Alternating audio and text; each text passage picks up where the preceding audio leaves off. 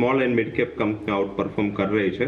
તો એ આધારિત છે જે અત્યારે સૌથી મોટું સરપ્રાઇઝ જે સેક્ટરે રિઝલ્ટમાં કર્યું છે ગ્રીન એનર્જી છે, અને ગ્રીન એનર્જી અંતર્ગત જોડાયેલી આખી થીમ સારું કરી શકી છે. તો આઈ થિંક મારા હિસાબે સાત્વિક ગ્રીન ઉપર ફોકસ કરો.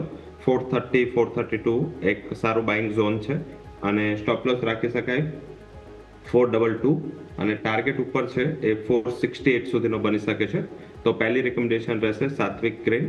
સેકન્ડ જે રિકમેન્ડેશન છે આપણે મીન્સ કે એક પોર્ટફોલિયો સ્ટોક તરીકે પણ JSW સિમેન્ટ આપો તો, અને સ્ટેલર પરિણામો છે. આપણે જ્યારે અહીંયા રિકમેન્ડેશન આપી 112-15 વચ્ચે આને રિકમેન્ડેશન આપી હતી, અહીંયા પણ એક્યુમ્યુલેશન કરો, બાય કરો. 119 આ એક બાઇંગ લેવલ છે. Stop loss would be 116. ઉપરની બાજુ ટાર્ગેટ ઇન્ટ્રાડે 126 ના બની શકે છે.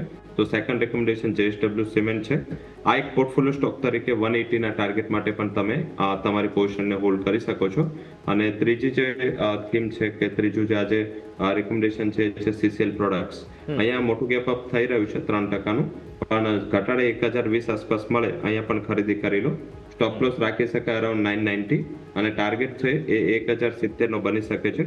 CCL પ્રોડક્ટમાં જે આપણી ટ્રેડ ડીલ થઈ છે, અને આપણે કોફીના એક સારા એક્સપોર્ટર પણ યુએસમાં છે, જેમાં આ કંપનીનો સારો માર્કેટ શેર છે.